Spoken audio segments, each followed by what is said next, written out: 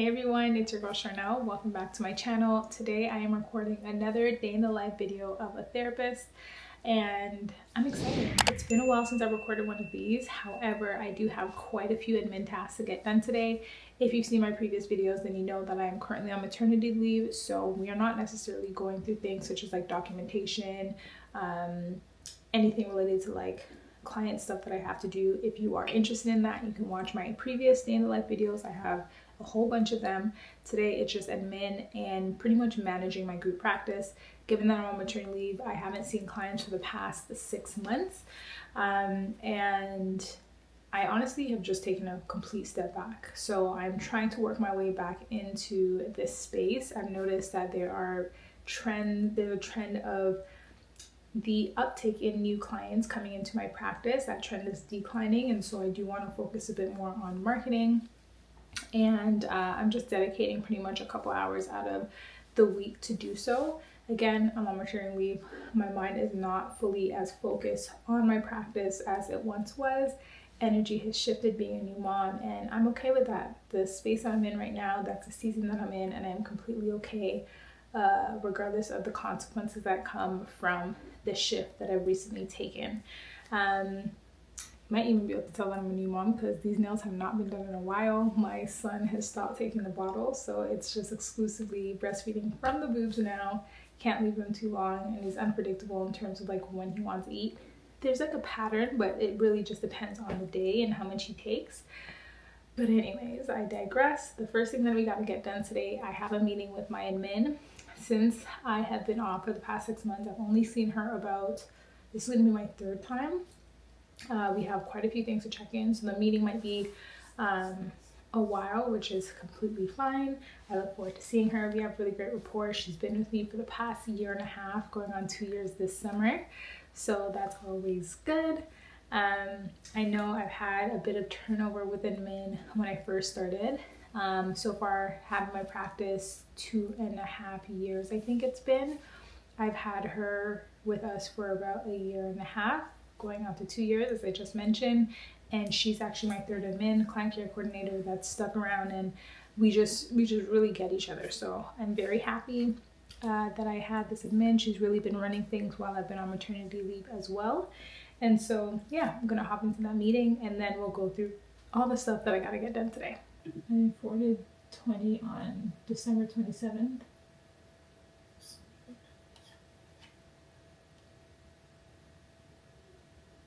Okay, yep, I see it here.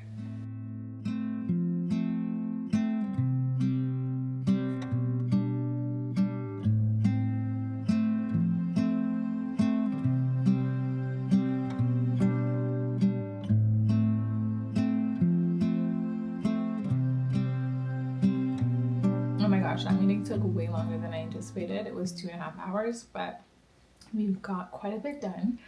And now I have to make my actual to-do list of things that I have to do separately on my own. Before I get those things done though, I stopped to get to make a yogurt parfait.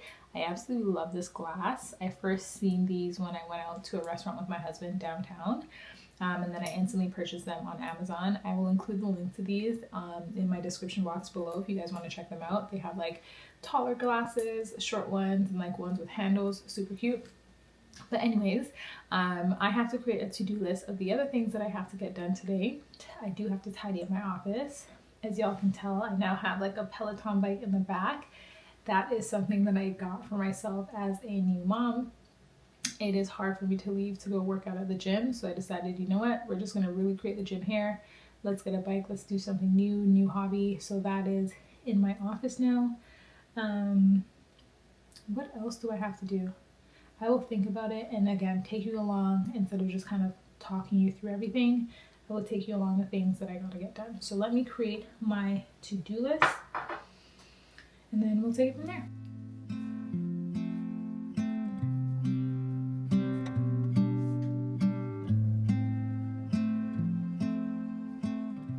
All right, so for my to-do list for today, I have to pay out my contractors. So I pay my contractors on a bi-weekly basis. What I have to do is I have to cross-check their schedule and see the payments that they've received from their clients. and I cross-check it with the invoice that they submit to me on a bi-weekly basis, and then I pay them out. I have to renew my own psychotherapy license. I have to renew my business license, so my corporation, and I have to ensure that we send out tax forms to the therapists that no longer work on my team. And those therapists have left for various reasons, whether that means I've let them go or they've gone to do other things. And so I guess that could be something I talk about in the pros and cons of having a group practice, because there can be, I wouldn't say in the past 2.5 years of me having my group practice that there's been a lot of turnover, but there has been turnover where I'd have to again hire more contractors. And so there are a lot of pros and cons, but I can talk about that a bit more if you're interested in knowing the pros and cons of having and running a group practice. Let me know in the comments below. But yes, I still have to send out tax forms to those contractors who once worked for me last year and no longer work for me now. And so that is a separate process than the process that I have for sending out the tax forms to my contractors that are still currently working with me. So I'm going to get my admin to send out those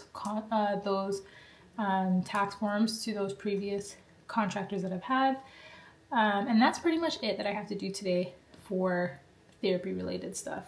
I just finished actually breastfeeding my son as well. He looks like he is liking this newer bottle that we've given him, which is pretty cool. So we're just going to keep practicing every day, and hopefully he will take to the bottle so that he will still get breast milk from the bottle, but so that I can still have like a bit of a break sometimes where I just want to go out with my girlfriends, or my hubby and I go on our date nights, or whatever that is. So anyways, the first thing I'm going to do, I'm going to check the invoices that my contractor sent me. And as I mentioned, I will cross-check it with their schedule and confirm that, hey, they've had, let's say, 15 sessions over the course of the week.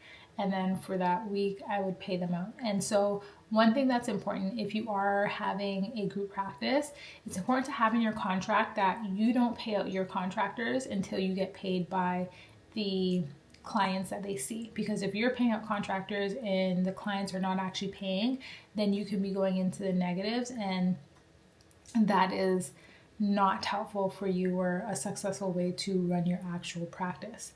Clients are generally really good at paying. We process payment pretty much at the time of their session, but sometimes, given that everything is online, sometimes a client's credit card doesn't go through.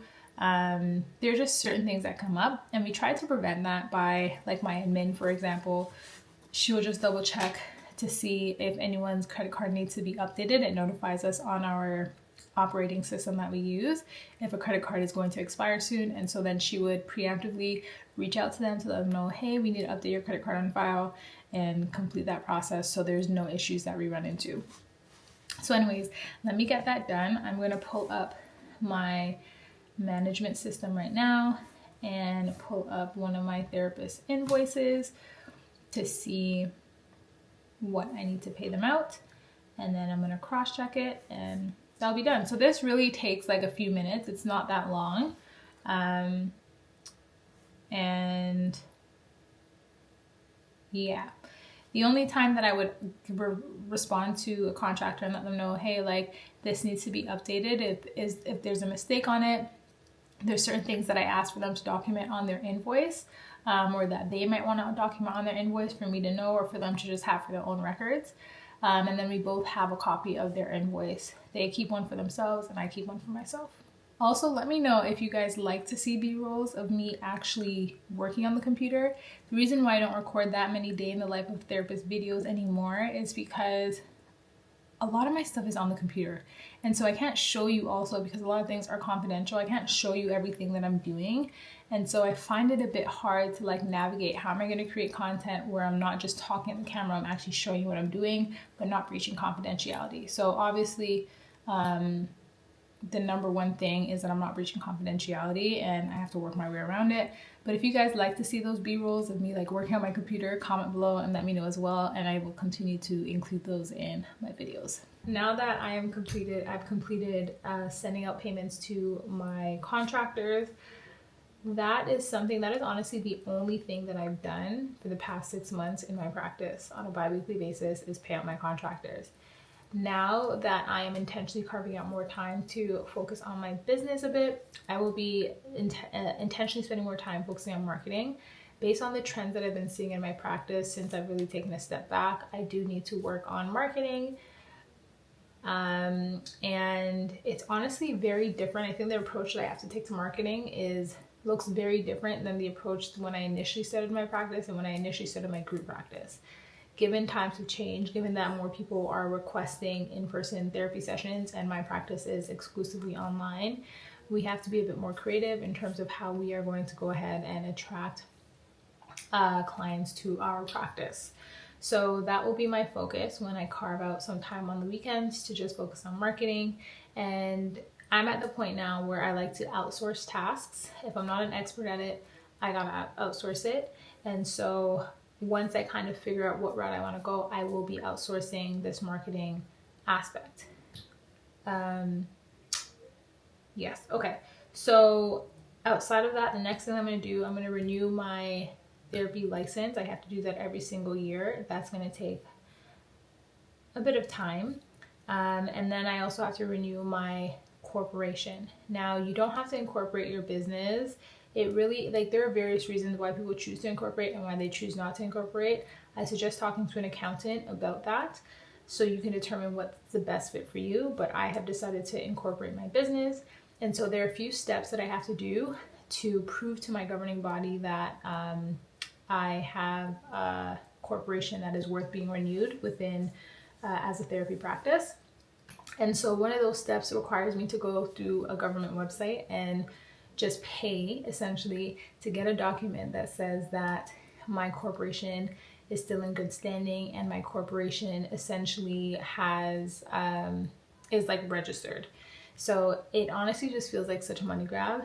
It is hundreds and hundreds of dollars more to have a corporation regulated through my governing body, in addition to hundreds of dollars that I have to pay every year to re-register myself as a psychotherapist. So today a lot of money is just coming out of my account, and that is par for the course. So let me get that stuff done, get it out of the way, and then I will come back on camera and then we'll go ahead and do the next thing. I feel so good. I got all that stuff done. It didn't take me as long because it's just repetitive, same documentation that I've had to do for the past couple of years. But I did have to spend about $1,300 essentially on all of those things that I needed to renew. So it was about $700 to renew my licensing fee as a therapist. I had to pay about $495 to renew my licensing fee for my corporation. And in order to renew my licensing fee for a corporation, I also need to get a separate document to prove that my corporation is still active and in good standing, and that cost about $100. So in total, it was around $1,300 that I had to spend on that stuff. And that doesn't even include the expense of paying for insurance. And insurance has been more costly now that I have a group practice, because I also have to have insurance to cover anything that comes with contractor issues or just anything. And so that's also additional funds. And your insurance, if you do have a group practice, the price depends on how many contractors you have, if you're online, if you have an actual location, all that kind of stuff. And for me personally, I'm not interested in getting a location. I feel like that would just be an ego-driven thing. If I do get a location, I know that I want to be a nomad. I know I want to be mobile. I know I want to be able to move around and not have to worry or stress about the overhead of having a location, especially given the season that I'm in right now as a new mom. I don't want to dedicate my time there. I'd rather dedicate my time to continuing the stuff that I'm doing right now. There might be some adjustments, which we will see over the process of my videos as they come out. But as of right now, I'm going to remain online, and as of right now, I'm going to remain a group practice. But again, as I mentioned, things might change given the season that I'm in my life, and I welcome the change, as all of us should welcome change, because there are seasons for a reason.